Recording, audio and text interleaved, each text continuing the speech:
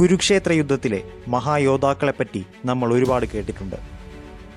ഭീഷ്മർ, ദ്രോണർ, അർജുനൻ, കർണൻ, ഭീമൻ, അങ്ങനെ പോകുന്നു ആ നീണ്ട നിര.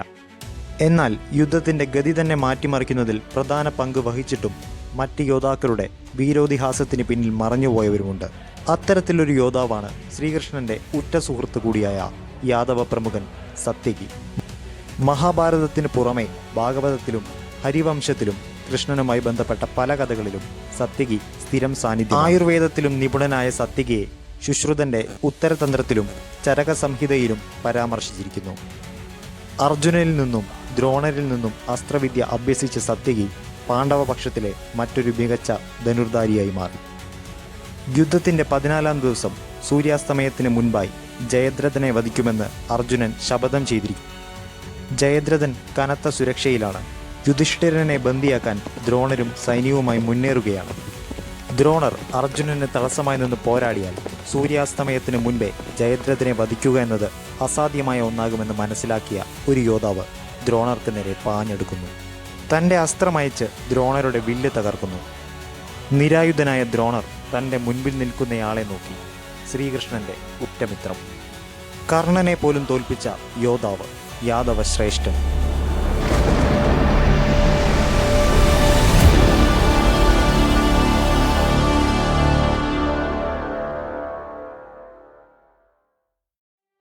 കുരുക്ഷേത്ര യുദ്ധത്തിൻ്റെ തുടക്കത്തിൽ പാണ്ഡവസേനയുടെ 7 അക്ഷോഹിണികളിൽ ഒന്നിൻ്റെ നായകനായിരുന്നു സത്യകി.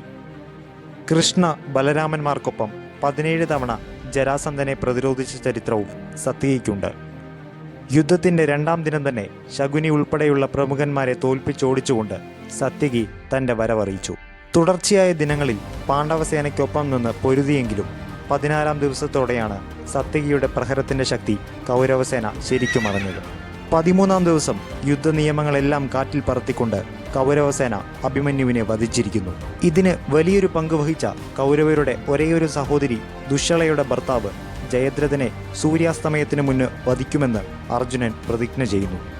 അല്ലാത്ത പക്ഷം താൻ ജീവനൊടുക്കുന്നതായിരിക്കും എന്നും ശപഥം ചെയ്യുന്നു. പാണ്ഡവ സൈന്യത്തിന് ഇത് വലിയൊരു സമ്മർദ്ദമാണ് സമ്മാനിച്ചത്. അർജുനനില്ലെങ്കിൽ പിന്നെ പാണ്ഡവസേനയില്ല. 14-ാം ദിവസം സമയം കടന്നുപോകുന്ന ഓരോ നിമിഷവും പാണ്ഡവസേനയ്ക്ക് ചങ്കിടിപ്പ് കൂടി വന്നു. ഇന്ന് പാണ്ഡവരുടെ ശ്രദ്ധ മുഴുവൻ ജയദ്രഥനിൽ ആയിരിക്കുമെന്ന് മനസ്സിലാക്കിയ കൗരവർ ജയദ്രഥനെ കനത്ത സുരക്ഷയ്ക്ക് നടുവിൽ ഇരുത്തിയിരിക്കുകയാണ്. യുധിഷ്ഠിരനെ പിടിച്ചുകെട്ടിയാൽ യുദ്ധം തന്നെ അവസാനിപ്പിക്കാമെന്ന് മനസ്സിലാക്കിയ ദ്രോണർ ഒരു വശത്തുകൂടെ സൈന്യവുമായി കുതിക്കുകയാണ്.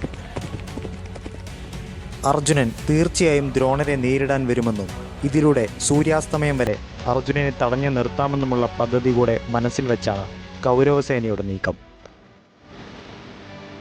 എന്നാൽ ദ്രോണരെ പാതി വഴിയെ സത്യകി തടയുന്നു. ഇരുവരും തമ്മിൽ വലിയൊരു പോരാട്ടം തന്നെ നടത്തുന്നു. ദ്രോണർ ദിവ്യാസ്ത്രങ്ങൾ ഉൾപ്പെടെ അയച്ചെങ്കിലും അദ്ദേഹത്തിൻ്റെ അടുത്തുനിന്ന് തന്നെ അസ്ത്രവിദ്യകൾ ഉൾപ്പെടെ സ്വായത്തമാക്കിയ സത്യകി അതിനെയെല്ലാം തന്നെ പ്രതിരോധിച്ചു.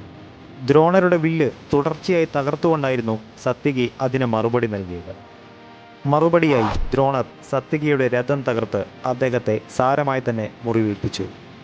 ശേഷം ശ്രീകൃഷ്ണൻ തൻ്റെ സ്വന്തം രഥം നൽകി. ദ്രോണരെ ഏറെ സമയം സത്യകി തടഞ്ഞു നിർത്തിയതിലൂടെ അർജുനന് കാര്യമായ പ്രതിരോധമില്ലാതെ മുന്നോട്ട് നീങ്ങാനായി. സൂര്യൻ അസ്തമിക്കാറായി. ദ്രോണരോട് പൊരുതി തളർന്നിരിക്കുകയാണ് സത്യകി. ഈ അവസ്ഥ മുതലെടുത്തുകൊണ്ട് തന്നെ ഭൂരിസ്രവസ് അദ്ദേഹത്തോട് ഏറ്റുമുട്ടി. ക്ഷീണിതനായ അദ്ദേഹത്തിന് അധിക സമയം പിടിച്ചു നിൽക്കാനായില്ല. ബോധരഹിതനായി വീണ അദ്ദേഹത്തെ ഭൂരിസ്രവസ് യുദ്ധഭൂമിയിലൂടെ വലിച്ചിഴച്ചു. ശേഷം വാളെടുത്ത് അദ്ദേഹത്തെ വധിക്കാനൊരുങ്ങിയ ഭൂരിസ്രവസിൻ്റെ വലത് കൈ തുളച്ചുകൊണ്ട് ഒരസ്ത്രം പാഞ്ഞെത്തി. രക്തം വാർന്നൊലിച്ച കൈ മുറുകെ പിടിച്ച് ഭൂരിസ്രവസ് അസ്ത്രം വന്ന സ്ഥലത്തേക്ക് നോക്കി. അർജുനൻ തൻ്റെ ഗാണ്ഡീവം ഉയർത്തി നിൽക്കുന്നു. 2 യോദ്ധാക്കൾക്കിടയിൽ നടക്കുന്ന പോരാട്ടത്തിൽ മൂന്നാമതൊരാൾ വരാൻ പാടില്ല എന്നതാണ് നിയമം. ഇതേ ചൊല്ലി അർജുനനെ ഭൂരിസ്രവസ് പരിഹസിക്കാൻ ആരംഭിച്ചു. അഭിമന്യുവിനെ വധിക്കുമ്പോൾ ഈ യുദ്ധനിയമം എവിടെ പോയി എന്ന അർജുനൻ്റെ മറുപടിയിൽ ഭൂരിസ്രവസിന് ഉത്തരമുണ്ടായില്ല.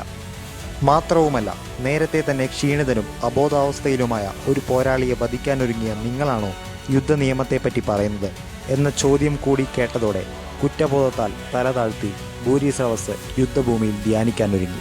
ഈ സമയം ഉണർന്നെണീറ്റ സത്യകി അവസരം പാഴാക്കാതെ ഭൂരിശ്രവസിനെ വധിച്ചു. അഭിമന്യു വധത്തോടുകൂടെ ധാർമ്മിക മുറകൾ ലംഘിച്ച കൗരവരോട് അതേ നാണയത്തിൽ തന്നെ തിരിച്ചടിക്കാൻ പാണ്ഡവരും തീരുമാനിച്ചു.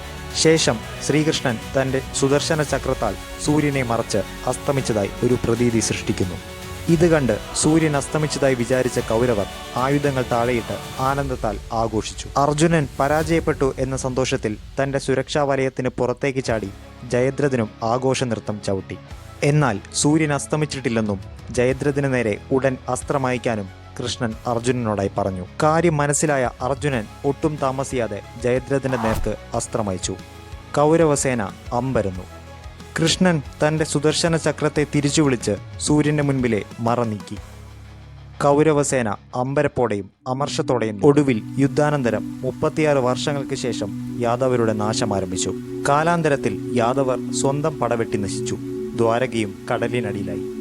യാദവ ശ്രേഷ്ഠർ അനേകമുണ്ടായിരുന്നുവെങ്കിലും ശ്രീകൃഷ്ണന്റെ ഉറ്റമിത്രമായിരുന്ന സത്യകി അനശ്വരനായി തന്നെ ഇതിഹാസത്തിൽ നിലകൊള്ളുന്നു.